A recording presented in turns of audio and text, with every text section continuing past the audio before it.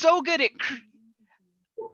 hello, dystopian voice. I am so good at creating problems, like I really, really am. But solving them, that takes some thinking. Well, this is interesting because I'm gonna come out as the person who maybe it's my undiagnosed ADHD. I don't know what I have, to be honest with you, but I do know it's hard for me to sit still. I love beginnings because, man, I can fly because I've been sitting on this thing. You know, if I get to the point where I'm actually writing, I've been sitting on this thing for a while. So those first, especially in a screenplay, the first 20 pages tend to fly out of my fingers. And then I was like, and then you get where I am now, where I was like, I'm crawling up to page 90, going like, oh God, all right. So the middle. I'm the classic guy that Jim Butcher was talking to, the swampy middle. It's like, how am I gonna do that? Now, this is interesting. Oh, and if as we're going along, please please type any questions into the Q&A, and we will reserve a lot of time for that at the end. Just want to keep referencing that. So all right, so I'm interested, CL, because you say that when you don't plot. Do you have and you don't like beginnings? So do you have a little internal formula for yourself? And I'm going to then pass this along to other people. Where do you start? Okay, so I kind of counted off on my fingers. I need an interesting character who lives in an interesting situation with an interesting problem they have not been able to solve because they have an interesting internal screw up that prevents them from achieving success. And then I need one more thing for flavor. And that's usually like, where are we? What's going on? And I just kind of juggle those balls around until I find that initial situation that's going to kind of represent. It's like, this is what the story is about. This is who we're following. This is why they were a screw up. Do you already have now you say you don't outline, do you build the world? Oh yeah. Like I'm doing like world building for the fantasy that I'm currently working on, and it's like very much like this is my campaign world, and I have like figured out all of this stuff. Like the only thing that I don't have is game mechanics. It's just sort of like, okay, so if you want to do this, it's not like roll a d20 and figure it out. It's like you can do this, but you have to use like these tools in order to do it. Right. How many worlds have you attacked so far? And then I'm going to come to Ryan, because Ryan sounds like you've built one world and you're kind of sticking to it. But first, how many worlds have you built? Okay, so for my novels, the Kingston Cycle is all one world. The standalone, The Midnight Bargain, is a totally different world. I have a short story that is like, it's basically historical 1940s Chicago with the occult. That is like a lot of research, basically, in order to kind of pull off. And then this other one that I'm doing right now that I'm just going to call Imperialism is Bad, even when you have good intentions. Right. So Ryan, you have, like you said, you have two novels, and the one the sequel to the other. So along with your plotting, how are you world building? Yeah, great question. We'll go to Meg after that. So I wrote a lot of novels before I got published. So, that the one that got me published was my 7th novel. I'm on 11.5 right now. So I've built a lot of different worlds. The one that everybody can read right now is kind of an amalgamation of some of the cooler aspects of other things that I had written previously, but mostly stands on its own. But I always start with character. I get a voice, like almost always I get a character voice in my head when I'm like going for a walk or I'm in the shower, because writers are weird, and voiceless people that don't exist speak to me. And normally that voice comes along with some sort of image or sense of who that person is. And then depending on what that feeling is will kind of dictate to me what type of setting we're in. So my series is kind of a, just on the edge of the Industrial Revolution, but still with elements of the Renaissance and like a Mediterranean Caribbean type setting. And so that was just based purely on the character's voice that came into my head. And so, once I have that, then I just start to like embellish on that. That to me talks about age of mercantilism, age of sail. So we have trading companies, we have pirates. I know my character doesn't like the society they're in. So who's in power there, and what are they doing that she would change? And then I know she's a private investigator. So what cases would she solve that would get her to a place where she could change society? And so ultimately all of that informs what becomes the plot that I then put into that structure, and then I start to refine from there. And then the reason why I love the middle so much is because that's where the character arc actually develops. That's where we get to see this character change from where we first met them on the page. And what I like to do is set it up so that something in that development, something in those relationships is going to pay big dividends in Act 3. And so hopefully you, the reader, are going to see that and be really excited when you see the fact that, oh, if not for this development, they never would have been able to solve this climactic resolution. Also helps to put like what I call moments of awesome in the middle. So cool set pieces, big explosions, something that's going to get you, the writer, excited to write that, and something that's going to get the reader excited to read that. And so, yeah, I mean, that's at a high level how I think about it, but it's really interesting hearing everyone else, and see how I have so many questions. Well, we'll get to those in just a second. I'm someone who mostly uses real world settings, except for my one novel, Fate Stiletto, where I did invent a world, and even then, I kind of cribbaged off of Russian novels for mine. So Meg, you're hearing all this, and you're saying it's like, okay, so how much does your world building inform the structure of your storytelling? So yeah, I've got a few different things I'm thinking about. One is, I do, like you, I tend to write more contemporary. Though my novel, Post High School Reality Quest, it's about a girl who thinks she's stuck in a video game. So the world building was really thinking about the mechanics of a game and how could I exploit those to create an interesting world, and like what mechanics do I wish were in real life? Like what I wish I could die and respawn, and try things over and over again, things like that. But I think my process is usually I have to just play and explore in the beginning, which is why I hate the beginnings, which sounds weird. It sounds like play would be fun, but there's so much uncertainty to me. I don't have any ground to stand on. But through playing, I discover what world I need. And then through that, I can, take more time to develop it. But I kind of want to echo what everyone else has said. CL was talking about interesting. I think that's always what I have to follow to start. If I'm not interested, I don't want to write that, obviously. So I have to find interesting characters, interesting situations. I usually try and pull something from my life. What's a question I'm struggling with, or a problem, or a memory that I can't quite get over? Something, I usually try and find some point of tension or conflict, something unresolved that can be dug into. And then echoing Ryan, the idea of a character. I'm very character driven. So the character has to be interesting. I have to find elements of a character that I care about, that I can, sit with them long enough and explore them long enough that that's going to be sustained for a full novel. So yeah, I mean, I know everyone's different with world building, that some people need to create that Bible beforehand and all that stuff. But I think I kind of like to think of myself as a character discovering that world for myself. So, and I think world building applies whether you're writing speculative or if you're writing contemporary. There's still a world. Like recently I wrote one that was about chess players. So then I was exploring the world of being a chess player. What language did I use as a chess player? What, terms are unique to that community? What habits are unique to that community?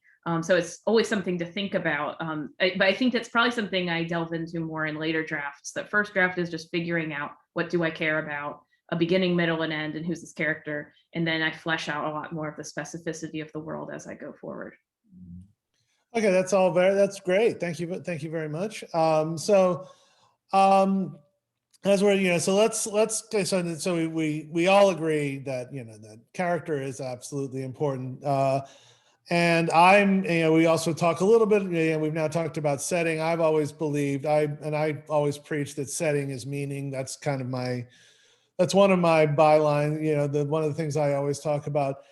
But with plotting, having that structure, or at least, finding that structure within it, gets you someplace. So let's just talk about turning points, because CL, you said you got to find yours, but it's got to be there.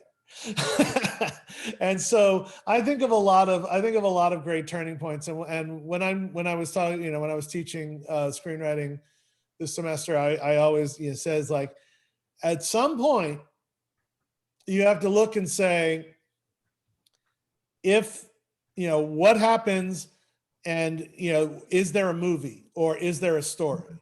And I reference Star Wars all the time, even though Gen Z doesn't get Star Wars. Some of y'all do. I don't know. Some don't. They haven't watched it or whatever. And but anyway, and so I basically say, if Luke doesn't go, and if Luke doesn't need a robot, the movie kind of doesn't happen. Mm-hmm. Little things like that. So you find these little turning points. So let's concentrate on that. And I'm gonna go first to Meg, so you can go first and say, like, how do you see constructing those turning points in terms of finding the right place for them? Finding the right place for you to turn your stories. Oh, that's a good question. I think it doesn't always come in the first draft. Sometimes I have to overwrite to figure those out. And I realize, because I think what you're saying about the robot is really important. Everything should have function and purpose in the story and propel it forward. So when I'm working with my students, often I'm like, do we really need this detail? Do we really need this thing to happen? And I have to do that with my same drafting, because often I have to kind of go in loops to figure out that needs to be different and what needs to happen next. But then I can condense that later on and focus it. And again, I think having a 3-act structure is just so helpful for these turning points, because if I know I've got X number of, like, I'm writing a middle grade, and middle grades should be about 50 to 50K maybe on the high end. So then I can calculate about what point should things be changing, and there should be turning points. And so then I can kind of see, am I on track, or is something not working? But I think, so having a structure that can help you, I think being okay with having a crappy first draft or you wander a bit.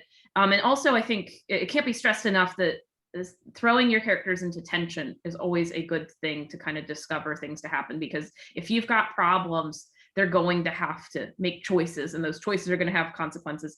And at some point they're going to realize the way they're doing things doesn't work. Typically, a character has a want, and they go about trying to get that want through the wrong means until they get to that lowest of low, about 75% through. And then they realize, oh, the way I've been doing things isn't right, and I have to kind of figure out a new way of doing things. And so I think that's one of the most satisfying turning points for me that I use as a compass throughout my story, because I'm always interested in what the wrong way they were trying to solve the problem is versus what the right way is, because that's really where the message of the story typically is. Or maybe at least for me, that's typically where it is. So that's a big turning point that I'm keeping eyes on. But if I give my characters situations where there's conflict and tension, and pushing them to make choices and pushing them out of their comfort zone, away from that want, the obstacles from that want, that's going to really help things happen. And Yeah, I say this sure. Oh, sorry. Oh, no. I was just going to say, I like what you said about the first draft, and sometimes you have to find it. And I go back to Balticon regular Merle Lafferty, who always said, you got to give yourself permission to suck. Yes.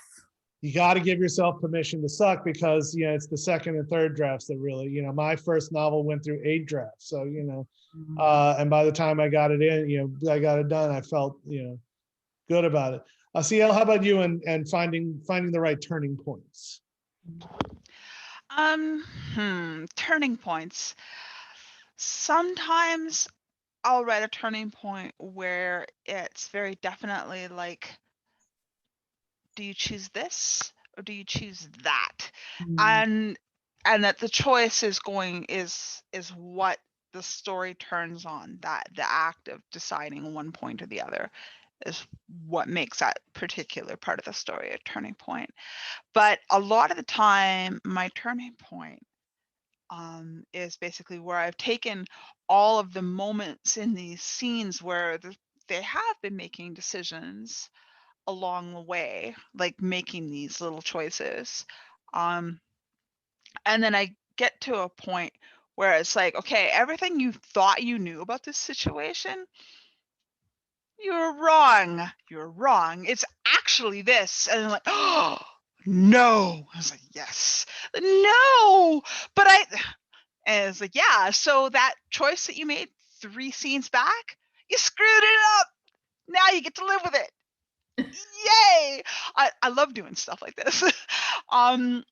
So like those are the 2 major kinds of turning points for me. It's like where they are confronted with a huge choice, or where they realize that a small choice that they made earlier has come back to bite them on the ass. That's very good. Yeah, that's very good. How about you, Ryan? You and I seem to be the hardest plotters here. Although I've kind of been wavering. I used to be a real hardcore plotter, and now I've kind of become more discovery as it goes along. But having that hardcore plot where when you see it coming, that turning point, how do you prepare for it, and how do you get the payoff of it? Yeah, so I mean, I identify the major turning points in that 7-point structure. Basically, in the 7-point, the pinch points are where you're applying pressure, and that's where a lot of the bigger turning points happen. There's definitely smaller ones throughout. Some of those are planned, some of those aren't. You know, I do allow a little bit of flexibility because I discovery rate my characters, but I plot my plot. So you know, I think what helps me is being as prepared as possible. So that's why I do my plotting. That's why before I go in and write a scene, I'm thinking about it. It used to be pre-COVID on my commute home, I would be thinking about the scene I'm going to write for that day. How are the characters going to talk? Where are they going to be at? What are all the sensory details? Like, I'm putting myself in the room with them. So by the time I put my fingers on the keys, I've already written that scene at least once or twice in my head. And the one that I'm putting down on paper is actually like my 3rd or 4th draft.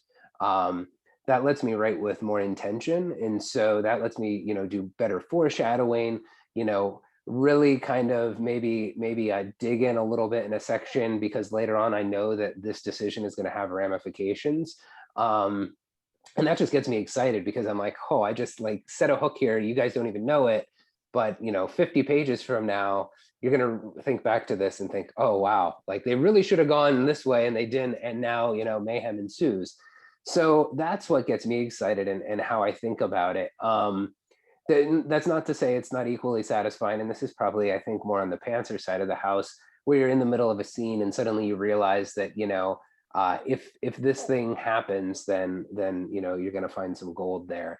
But I think both are equally valid. That's just the way that works for me, and what gets me excited when I'm writing.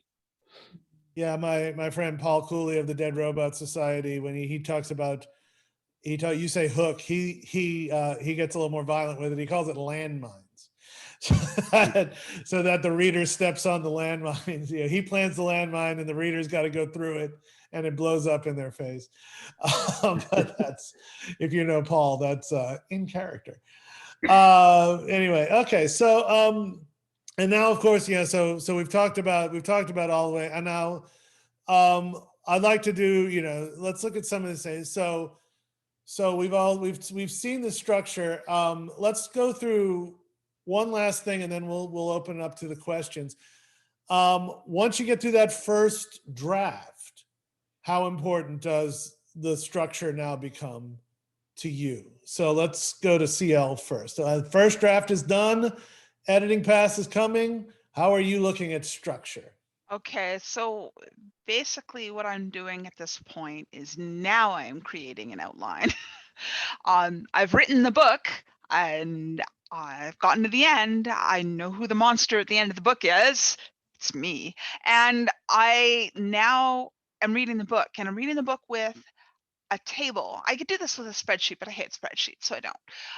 I have a table, and basically what it is it's like scene 1, a synopsis of what happens in that scene, and then a bunch of metrics. Do I do this? Do I do that? Is it tense? Is it interesting? Is it pacing good? And then my decision finally about whether the scene is good and only needs minor changes, whether the scene is good, but it needs work. This scene is junk, get it out. And I do that for every single scene in the book. And so I get an idea of like where my pacing starts to waver, where I'm going too fast, where I'm going too slow, where I had that 7-page conversation that is basically witty banter. Out it goes. And this is where I start to think about like, do my point of view characters have enough narrative balance? Am I getting enough theme in my conflict? How is everything fitting together? And all of this other stuff. And then from that point, I take that outline and I decide what I need to change for my structural revision. And what do I need to change? Sometimes I need to rewrite the whole book. But most of the time it's like, you know what? I have to get rid of these 5 scenes. I have to replace them with these 3 scenes. And I got to clean up some stuff. And it's good. I'll send it out. Is usually what happens. And then yeah, I yeet it to my agent, and my agent does her thing. Okay. All right. Yeah. We're starting to run out of time, and I do want to get to the questions. I'm sorry if anybody feels they're been a little short-shrifted on that. I did want to get the pantser to the outline and to the structure after the first draft. So I'm going to open up the Q&A real quick. If you have any questions, please start typing them in. I'm going to start going on. Okay. So Hamza says, how do you guys relate the world you build to the elements and to the characters involved in it, like the language used by a character or the facets to focus on in a particular scene? So world, how much is the character building the world? How much is the world influencing the character? Let's go to Meg first, since you get a little bit of the short shrift here. So why don't you answer that one?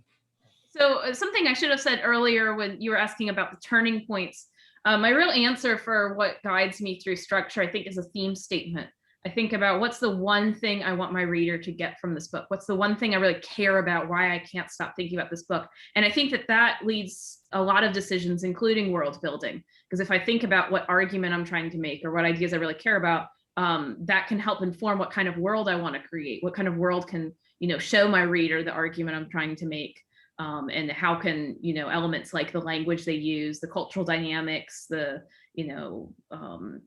government structure, things like that, how can that work to my purposes? So I think having a theme statement of one idea you really, really care about can help with making those decisions for your world as well as your character. It can kind of be simultaneous. It should impact everything. Okay. Anybody else want to chime in on that? Ryan, CL, either of you? Yeah, I mean, I definitely have, the character, because I said I start with the character, and they do influence the elements that I choose to include. I kind of talked about that before, but right. Even down to the language level. So, I have piratey banter, for lack of a better term, that often turns into like half Britishisms but it's still from an American, POV of writing. So, I'm spelling pistol with like an E, and so it's more of a pistol, not a pistol. Arse instead of ass, and then like a bunch of, ticks and things, and structuring the sentences that are not how we would talk today all the time. And it's not enough that it's like difficult to read, hopefully, if I'm doing it well, but it is enough to give a bit of a flavor, and that just helps to reinforce all of the elements that we're seeing here. So yeah, I mean, I think there's a lot of different ways to do that. Language is definitely one. Okay, I'm going to go to this next question here. Hamza has a second question. This is, I think I'm going to answer this question. How and when do you decide or find out that you need a sequel after the first draft is done? Sorry to be flip. I don't know. Sequels are. I mean, I wrote a book, Fate Stiletto, that I loved, and I could have seen writing 5 more books, and not as many people bought that book as bought my first book. So I'm working on the sequel right now to the first book. And that was part of my information. Do any of you care? Do any of you, are you planning trilogies? I don't plan trilogies, but do any of you plan trilogies or something beyond just the first book? And have any of you had those hopes dashed? I was plan just gonna- trilogies. Sorry, go ahead. I was just going to second what you were just saying about how your book sells. So often the industry can determine whether you're going to have a sequel or a series or not. So even if you have a vision for it, it's important to keep your hopes kind of steady. That was my personal decision not to write a sequel. I could probably write a sequel and get it published. Oh, sorry, I misunderstood. Oh, no. I may actually write a sequel to it, but yeah, that book didn't get the love I thought it was, and I think it's my best book. But that's that's the way the cookie crumbles. Yeah, Ryan, did you want to answer that? Oh no, I was gonna say I do plot trilogies. I will say though, I try to write every book that it could stand on its own. That isn't to say if you come in and read the last book in the series that I'm going to hold your hand and catch you up on everything that happened in the world from book one, but it is to say that each book is a self-contained story. So, if you only read the first book, hopefully you were satisfied, got a satisfied ending, but you know that there's more work left to be done. Same thing with book two and book three. But I don't know, at least I didn't know that I had a trilogy until I really sat down and plotted out book one. I didn't write it yet, but I plotted it out and realized that for what I wanted to do, the larger questions I wanted to answer, I couldn't do it in one book. And so then it was, okay, well, where's a good point to end that's going to be that complete story? And now I know these other things that aren't in book one, they're going to be in book two and book three. Okay. And then someone real quick says, how do you figure out if 3 books does the job better than 5? How many books in a series? I think you're putting the cart ahead of the horse on that one. See how the first one comes out, and if you have enough plot, fill in. Okay, I've got 2 more questions that we're going to get to. If you don't begin with the 3-act outline, when do you inspect your story from a structural perspective? I think you can do it as you go, or I think like CL was saying, you could do it. If you're a straight up discovery writer, you should definitely do it at the end and say, is everything working? I have a direct question for CL. So Meg or Ryan, do you have anything to add to that? Just write the story, and then you can figure out, how many books there are or whatever. Okay, CL, we have a direct question for you. Can you give an example of making sure your theme is showing enough in a scene? Okay, so basically what this means is every single one of my books asks a question, but the answer can't be easy. Otherwise, the question isn't interesting enough to drape a whole story on. So what I do is I have a question that the protagonist isn't really sure what their answer is, but everybody around them certainly knows what the answer to the question is. And they either assume that the protagonist agrees with them or wants to make sure that the protagonist agrees with them, or is out to destroy the protagonist because they don't agree. So so the Midnight Bargain, my big thematic question there. 1 minute left, yeah, I'm was, sorry. okay, the big thematic question was, if you want something for yourself that goes against society, is it your responsibility to make sure that everybody else has it too? And I just check to make sure that somebody's thinking or speaking on this thematic question. And that's it. That's all I need to do. Okay, thank you. I hope everybody out in the audience had as much fun as I did. I feel like I learned some stuff, and I feel like we had some interesting points here. Let's go around the room. You can find my work at charliebrownwriter.com, and also my show, escapefromthesecretlab.com. CL, pimp yourself, please. clpolk.com. Okay, Meg, I assume. MegEdenBooks.com, and I have a Discord table too for the Artist Alley. Okay, and Ryan? RyanVanLoan.com, mostly on Twitter, probably too much, at Ryan Van Loan, same on Instagram. All right, everybody, get over to the Discord, keep the conversation going, and I hope everybody has a fun Balticon. I know I'm glad to be a part of this again. So welcome and have a great weekend. Thank you all. Okay.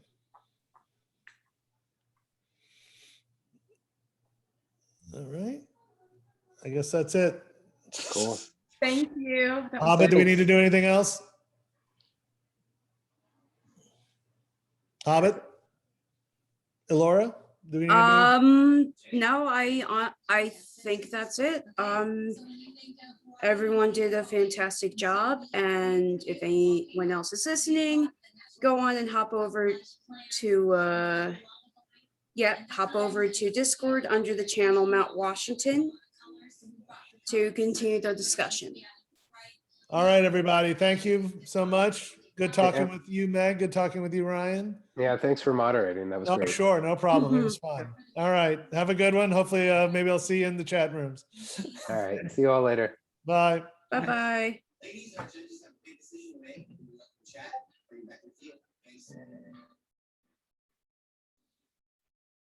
Hobbit, can you hear me? You can unmute yourself. Leave.